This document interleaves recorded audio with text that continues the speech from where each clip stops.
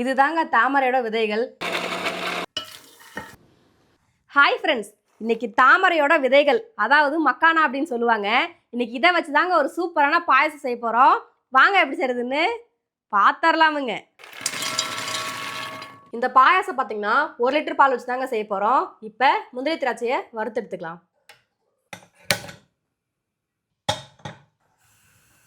கொஞ்சமாக நெய், முந்திரியை போட்டு அப்படியே அந்த நெய்லேயே பார்த்தீங்கன்னா அப்படியே பொன்னிறமாக வதங்கணுங்க. வதங்கணும்னு எடுத்துடலாம். பாருங்கள், முந்திரி நல்லா வறுபட்டுருச்சு.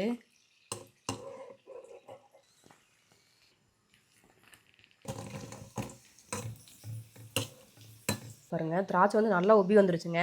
அப்படியே எடுத்துக்கலாம். எப்பயுமே பாயாசம், பால்கோவா இந்த மாதிரி ஸ்வீட் ஐட்டம் செய்யும்போது பார்த்தீங்கன்னா அடிக்கனமான பாத்திரம் தாங்க எடுத்துக்கணும். இப்போ இதை அப்படியே அடுப்பு வச்சிடலாம்.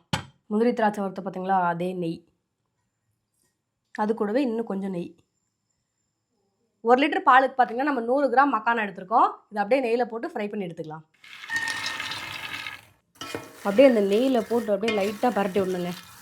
இந்த மக்கானா வந்து நெய்யில் ஃப்ரை பண்ணும்போதுங்க அப்படியே அந்த கோல்டன் கலர் மாதிரி வரும். அப்படி வரும்போது இதை எடுத்துடலாம். பாருங்கள், தாமரை விதைகள்லாம் பார்த்தீங்கன்னா நல்லா வறுபட்டுருச்சு. பாருங்கள், சொன்ன மாதிரி அந்த கோல்டன் கலர் மாதிரி வந்துருக்கு பாருங்கள். இப்போ இதை எடுத்து பாருங்கள், இந்த மாதிரி உடச்சோம் அப்படின்னா தூள் தூள் ஆகும். இப்படி வந்தால் எடுத்துடலாம்.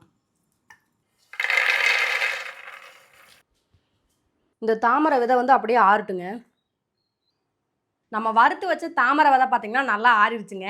இதில் பாதி மக்கானாவை பார்த்தீங்கன்னா முழுசாகவும், பாதி மக்கானா வந்து அரைச்சி தாங்க பாயசத்துக்கு சேர்க்க போகிறோம். இப்போ அரைச்சி எடுத்துக்கலாம்.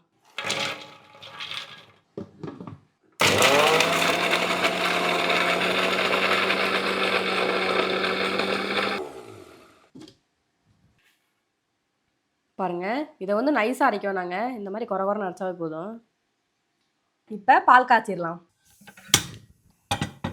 1 லிட்டர் சுத்தமான பசும்பால்,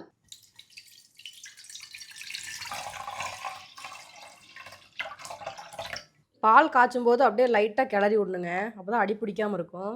இந்த பாலை வந்து பார்த்தீங்கன்னா சுண்டை காய்ச்சணும் அப்படின்லாம் கிடையாதுங்க. இதில் பார்த்தீங்கன்னா கரெக்டாக 1 லிட்டர் பால் தாங்க சேர்த்துருக்கோம். எக்ஸ்ட்ரா பார்த்தீங்கன்னா தண்ணியெல்லாம் சேர்த்துல. உங்களுக்கு வந்து பாயசம் வந்து இன்னும் அதிகமாக வேணும் அப்படின்னா எக்ஸ்ட்ரா தண்ணி சேர்த்துக்கோங்க. அப்போ வந்து பாயசம் வந்து இன்னும் ஜாஸ்தியாக கிடைக்கும். பாருங்கள், இந்த மக்கானாவை சேர்த்து அப்படியே நல்லா அந்த பால்லேயே நல்லா கலந்து விடணுங்க. நம்ம ஏற்கனவே பார்த்தீங்கன்னா இந்த மக்கானா வந்து நெய்யில் போட்டு லைட்டாக ஃப்ரை பண்ணி எடுத்துருக்கோம். அதனால் பாலில் போட்டு ஒரு 5 நிமிஷம் நல்லா வேக விட்டு எடுத்துக்கலாம். இப்போ 200 கிராம் சர்க்கரை சேர்த்துக்கலாம்.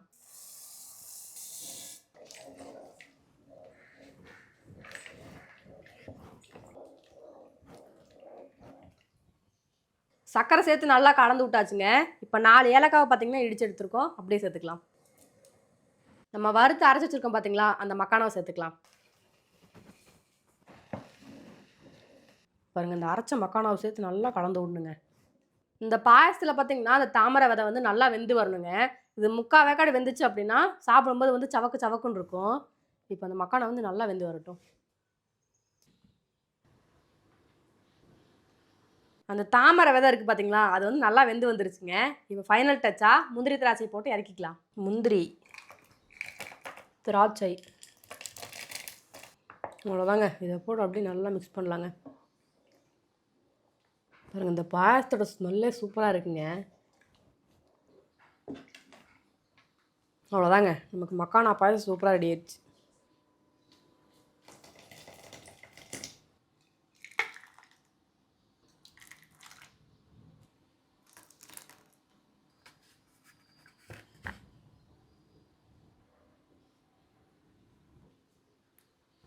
தாமரை விதை பாயசம் அப்படியே சுட சுட சூப்பராக ரெடி ஆயிடுச்சுங்க. இப்போ உடனே குடிச்சிடலாங்களா?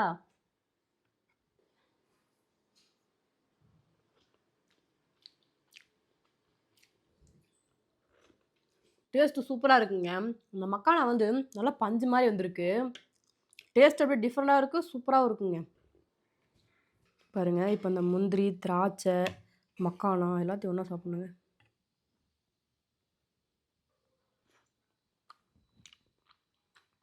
டேஸ்ட்டு அடிப்பொலியாக இருக்குங்க. இன்றைக்கி தாமரை விதைகள் வச்சு பாயசம் பண்ணியிருந்தேங்க. டேஸ்ட்டு பார்த்திங்கன்னா ரொம்ப சூப்பராக இருந்துச்சு. இந்த தாமரை விதைகள் பார்த்திங்கன்னா ஸ்கின்னுக்கு வந்து ரொம்ப ரொம்ப நல்லதுங்க. இந்த தாமரை விதைகள் வச்சு பார்த்திங்கன்னா நீங்கள் பாயசம் தான் பண்ணி சாப்பிட்ணும் அப்படின்னு கிடையாதுங்க. நீங்கள் லைட்டாக மசாலா போட்டு ஃப்ரை பண்ணி சாப்பிட்லாம். இல்லை அப்படின்னா கிரேவி வச்சு சாப்பிட்லாம். உங்களுக்கு எது பிடிக்குமோ அப்படி சாப்பிட்லாங்க. இந்த வீடியோ உங்களுக்கு பிடிச்சிருந்தா லைக் பண்ணுங்கள், ஷேர் பண்ணுங்கள், கமெண்ட் பண்ணுங்கள். அவ்வளோதாங்க. இன்னொரு இன்ட்ரெஸ்டிங்கான வீடியோவில் மீட் பண்ணலாம். பாய்.